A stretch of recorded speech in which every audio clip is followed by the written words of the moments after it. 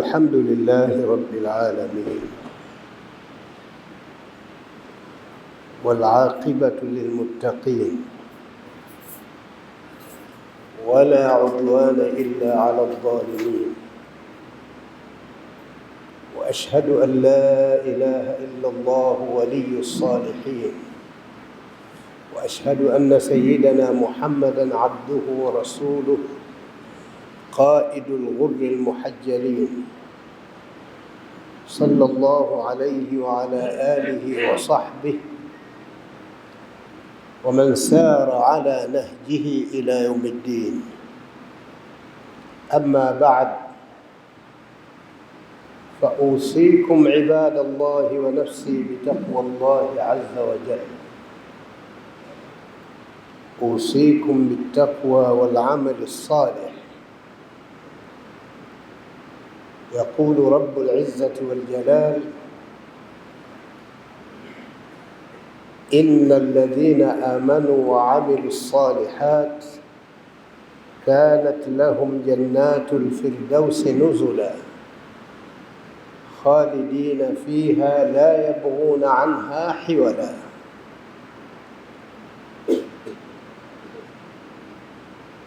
Ndugu zangu, naomba nirudie kuwahusieni kumcha Mungu,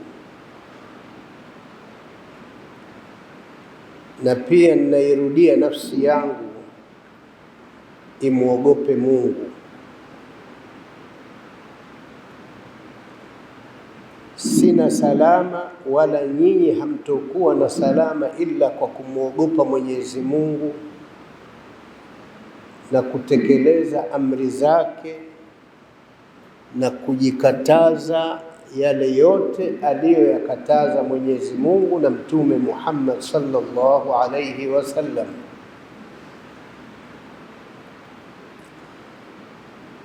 Ndugu zangu, nina utangulizi kabla ya maneno ninayokusudia kuyasema. Ulimwengu huu mambo mengi tu yako kinyume kinyume, ndio ulimwengu sasa ulivyo.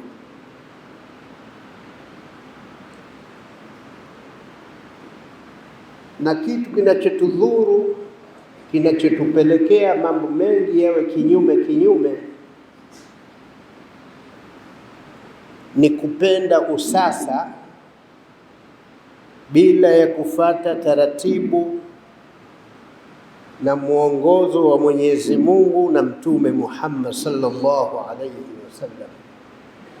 Usasa, yani kitu cha sasa kinapendeza na tukipende, lakini tulikipende chini ya mwongozo wa Mwenyezi Mungu na Mtume Muhammad sallallahu alayhi wasallam. Kwa sababu tukipenda ovyo usasa, badala ya usasa huo kutuletea nafuu na maendeleo, unatuletea madhara. Tizameni tu toka tulivyoanzisha kuku wa kisasa. Kuku wa kisasa, watizameni wale kuku wa kisasa walivyo, hata vile wanavyoletwa kutoka huko shambani wanaletwa sokoni. Watizameni vile kwa ajili ya chakula cha mwanadamu. Kuku wa kisasa ukimtizama mchafu mchafu, lakini kwa kuwa kapewa jina la sasa, ndio kuku wanaoliwa sana. Ng'ombe wa kisasa, mbuzi wa kisasa, lakini sasa hivi kuna samaki wa kisasa.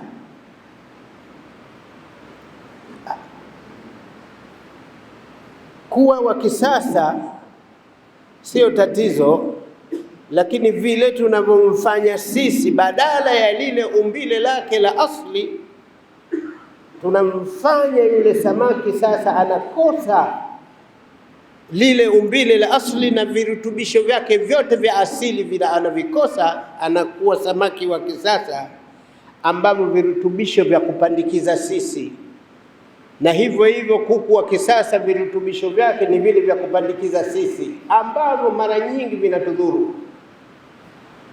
Hivyo hivyo ng'ombe wa kisasa, hata embe, kuna embe za kisasa, badala ya yale matunda ya embe ya asli ambayo Mungu kayaumba, yana virutubisho vyake na namna zake na testi yake na ladha yake.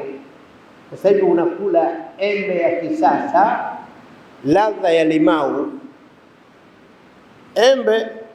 embe lakini ladha ya limau. Wanaelewana je huko? Allahu a'lam. Maskini hata watoto na vijana wanakuwa watoto wa kisasa na vijana wa kisasa, kana kwamba hawa wazee hawakuwa vijana, wakati hawa wazee walikuwa vijana. Lakini angalia vijana wa sasa, matokeo yake wanawachukia wazee, na ili hali na wao watakuwa wazee.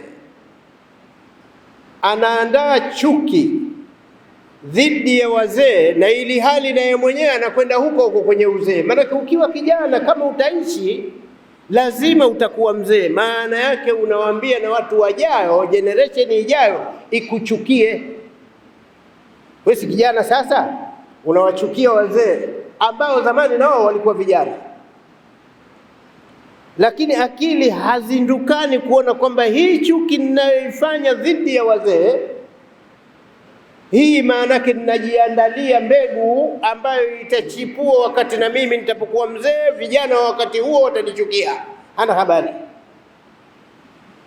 La, si sawa. Mambo mengi wallahi. Juzi nyumbani kwangu nimelala baada ya alfajiri, nimefanya nyiradi zangu baada ya sala alfajiri, alafu umenichukua usingizi. Punde nasikia mtoto anachapwa. Anachapwa kwa nini? Kosa gani? Kakojoa kitandani. Ukojozi ni maradhi yanayomsibu mwanadamu, na hatimaye anakojoa kitandani, si kwa makusudi yake. Wakati mwingine anajiona anaota yuko chooni anakojoa, kumbe anakojolea kitandani. Tumeamua mtoto kumchapa.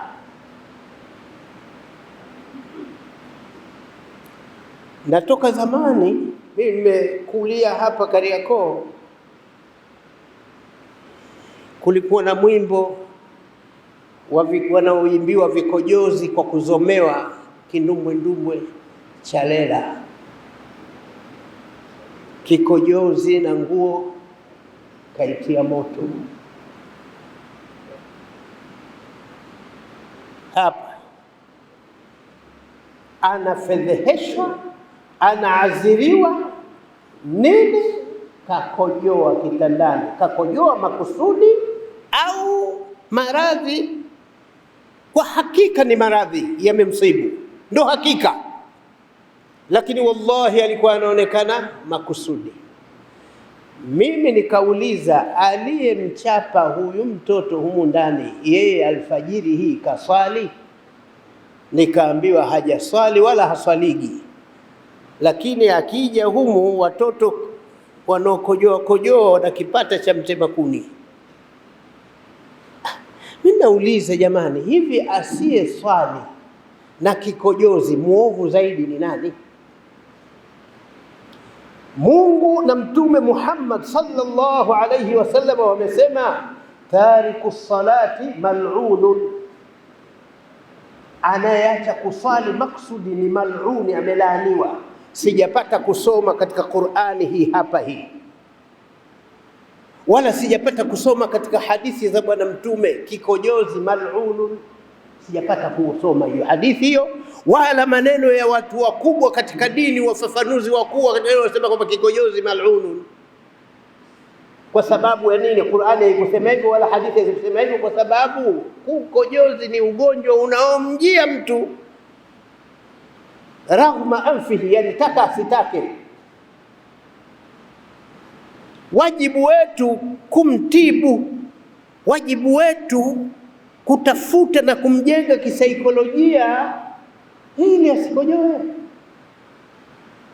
Lakini anaadhibiwa huyu vibaya, anaachwa asiye swali wala haongelewi. Sijakuta jamani, mimi toka nimepata akili, sio toka nimezaliwa, toka nimepata akili, maanake huko nyuma sina habari. Toka nimepata akili kukuta nyumba kuna ugomvi, mtoto anachapwa, analia na anazomewa kindumbwedumbwe, kikojozi, tayari kaacha kuswali. Sijapata kusikia.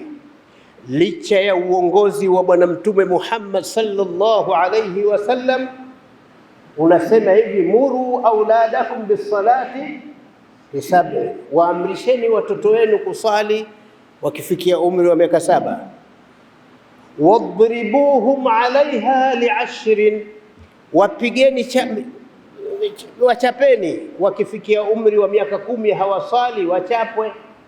Sijaona maelekezo kutoka kwa Bwana Mtume Muhammad sallallahu alayhi wasallam kwamba kikojozi achapwe. Wakati huo Bwana Mtume waliokuwa wanaumwa kukojoa walikuwepo, hawakuapizwa wala Mtume hakuamrisha. Kuna ni hilo mmeshalisikia, lakini yaliyoenea mtaani katika vijiwe humu wanavyokaa vijana na watu, hasa vijana yani imekuwa ndio hoja mpaka ni kero.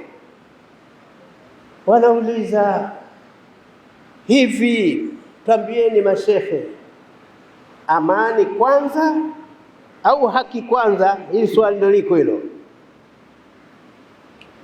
Nasikia mpaka katika mitandao humo kuna walioshikilia haki kwanza na kuna walioshikilia amani kwanza.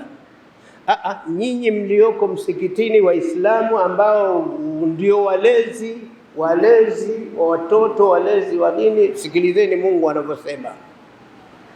Msikilizeni mtu ambaye ni nabii wa Mungu, ambaye ana sifa ya kuwa ni baba wa manabii, anaitwa Sayyiduna Ibrahim alayhi wa ala nabiyina salatu wassalam. Msikilizeni Sayyidina Ibrahim.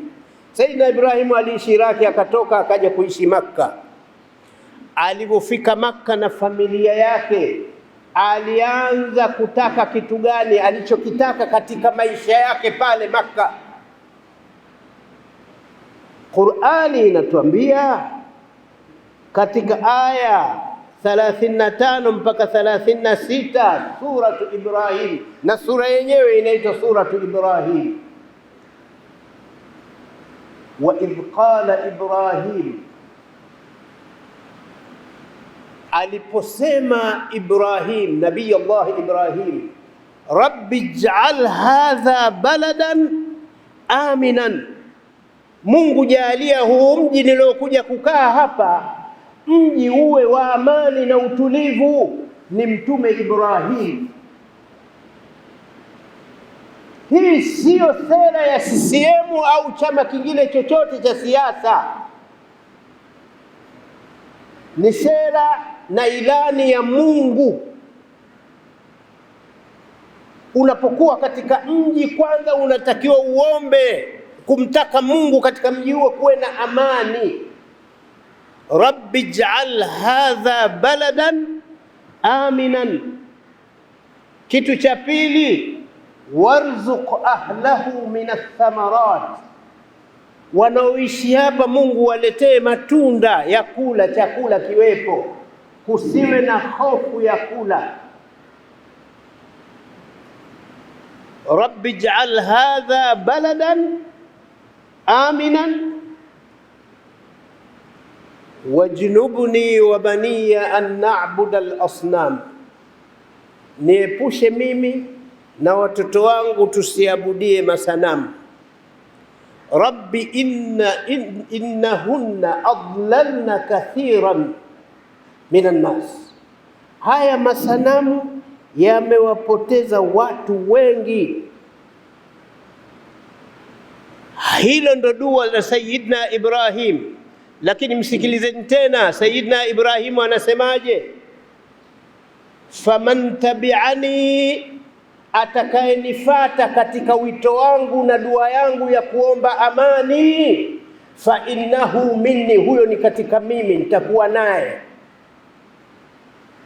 Sayyidina Ibrahim ameomba amani, lakini pia akaiachia hiyo kitu mnachoita demokrasia, kwamba kila mmoja achague analoamua. Faman tabi'ani, atakayenifata, fa innahu minni, niko pamoja naye na huyo ni katika mimi. Wa man asani, na atakayenipinga. Sikilizeni kauli za kinabii, manabii wanasemagaje, alafu tupime na sisi tunavyosema tunasemaje, alafu tujione kwamba tuko sawa au vipi. Akili tunazo, tena mnanipita kwa akili, yaani nashika ili kwa mnanipita kwa akili, alhamdulillah. Maana watu wengine mna miduka, mimi sina duka, kila nikifanya biashara haiendi. Nimekimbilia shamba kwenda kulima mihogo, na hiyo mihogo yenyewe wala silimi vile na nini ikanitosha. Kwa sababu ya nini? Akili yangu dogo, lakini hiyo ndogo inafahamu. Faman tabi'ani fa innahu minni wa man asani, na atakayenipinga Mungu, fa innaka ghafur, Mungu naomba uwasamehe hawa atakaonipinga. Sisi mtu atakayekupinga utamuombea Mungu akusamehe au utamuombea Mungu amlaani, amwapize, amwangamize? Sisi utamuombea Mungu amsamehe, kesha kupinga. Na wewe ni nabii, si kwa nabii, wewe mtu mtaani tu, ukipingwa wa kauli yako. Lakini nabii amesema kwamba faman asani fa innaka ghafurun rahim, wewe ni mwingi wa msamaha, wasamehe. Hivyo ndivyo tunavyotakiwa tuishi wa Tanzania, kwamba unayepingana naye maoni muombe Mungu amsamehe. Kesho wenda akakuelewa kama uko sawa. Kesho Mungu akipenda atakuelewa kama uko sawa. Kimbilia kwa Mungu. Sisi watu wa dini tunatakiwa tuwe hivyo, kwamba ikiwa jambo tunalilingania liwe hivi na hivi na hivi. Leo watu wa dini tumeacha dini, tunapigania demokrasia, na hiyo demokrasia yenyewe kama haikufuatwa tunataka tuwaadhibu watu.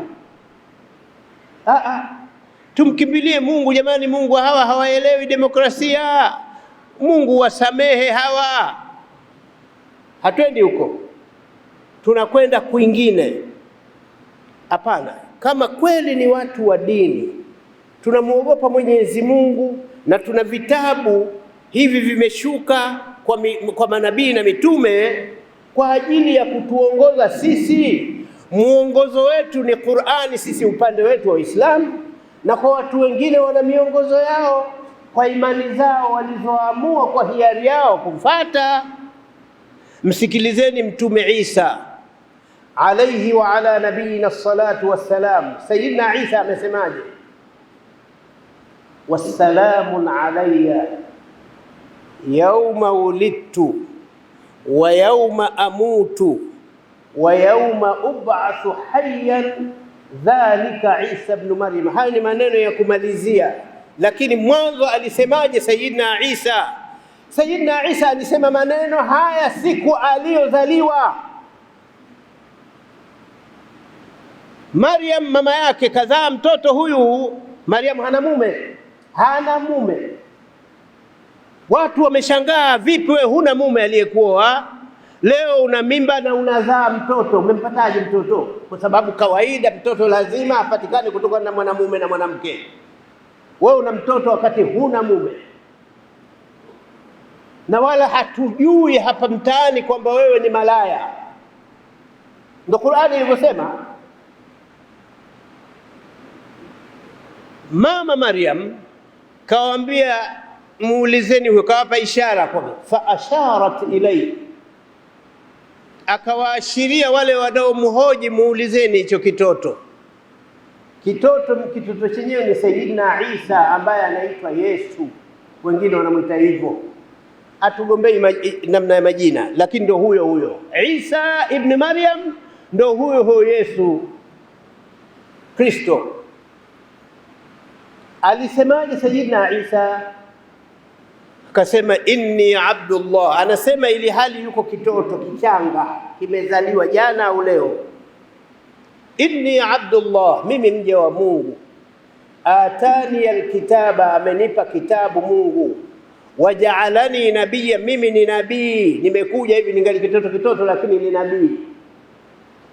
Waja'alani nabiyyan waja'alani mubarakan, na Mungu amenijalia kuwa ni mtu niliyebarikiwa. Wa awsani bis-salati waz-zakah, na Mungu amenihusia mimi nisali na nitoe zaka. Maana nisali kwa manufaa yangu, nitoe zaka kwa ajili ya kuwasaidia watu wasio nacho. Wa awsani bis-salati waz-zakati ma dumtu hayyan wa barran biwalidati, niwafanyie wema wazazi wangu. Kijana anatangaza suala la kuwafanyia wema wazazi wake, sio kuwachukia wazazi wake. Tena huyu mchanga kabisa. Walam akun jabbaran shaqiya, lakini sio hilo tu, wassalamun alayya, na amani iwe juu yangu mimi na watu wangu hapa. Yauma ulidtu, tokea siku nilozaliwa. Wa yauma amutu, na siku nitayokufa. Wa yauma ub'athu hayyan, na siku nitakayofufuliwa nikiwa hai. Mungu anasema dhalika Isa ibn Maryam, huyo ndio Isa ibn Maryam aitwaye Yesu Kristo. Ikiwa miongozo ya manabii na mitume na watu wema hawa ndio hii, sisi haya tulio nayo leo tumeyapata wapi? Wasayalamu alladhina zalamu ayya munqalabin yanqalibun.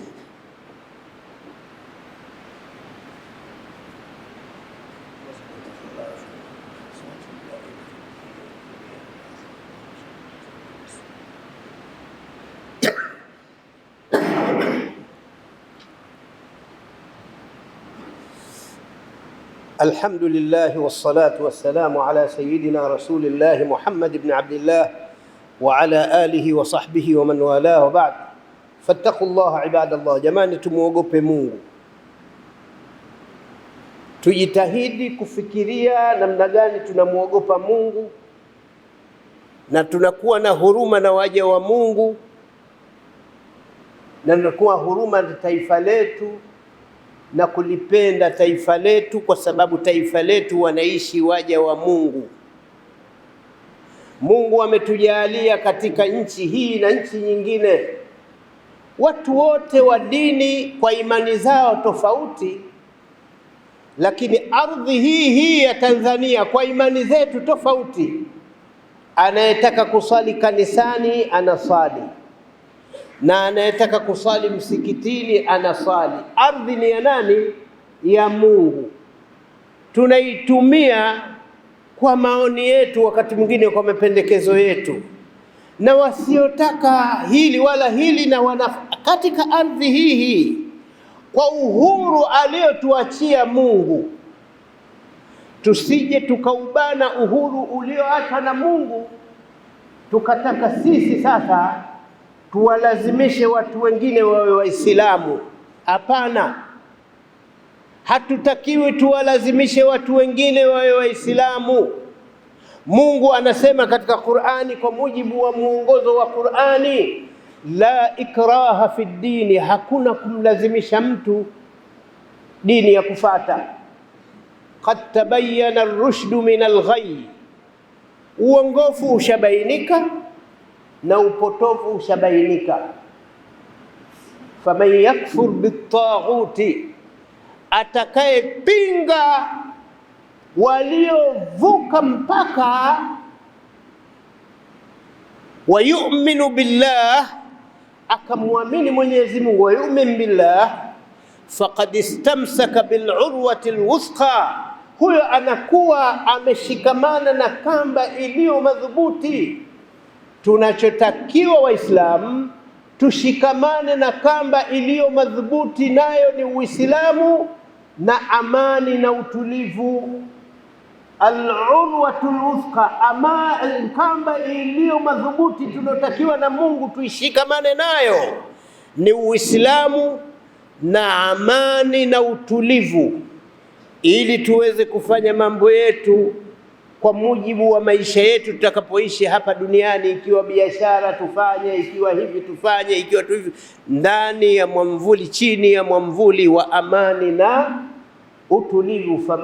Faman istamsaka bil urwati alwuthqa lam fisama laha wallahu samiun alim. Idhan, ndugu zangu, ninarudia, ingawa wakati mwingine ninawakera, ninaona huko kwenye mitandao watu wengine wanavyonitukana, wewe mimi wala najua ujumbe ndio unafika hivyo kidogo kidogo, na nasema hivi, nasema kama Sayyidina Ibrahimu alivyosema, wa man asani, atakayenipinga, fa innaka ghafurur rahim, Mungu wewe ni mwingi wa msamaha. Mungu wasamehe watu wote walionitukana, na waombea msamaha kwa Mungu, kwa sababu najua hawajui, na wengine weshaanza kujua, kwa sababu zile siku 5 zile tulizokaa ndani bila kutoka, wengine wamejua. Za wale wasiojua, na usitake watu wote wajue siku moja, wengine watakuja kujua taratibu taratibu, insha Allah wataelewa kwamba amani maana yake nini na utulivu maana yake nini, na kuacha kuishi katika chuki maana yake nini.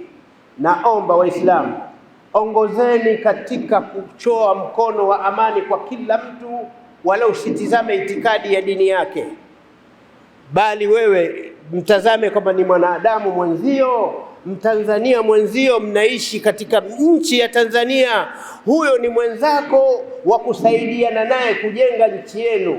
Ukiuza vitumbua, ukiwa unapika vitumbua uuze, usimuulize mtu wewe dini yako dini gani ndio umuuzie. Wewe unachotaka kupata pesa, yoyote atakayekuja kununua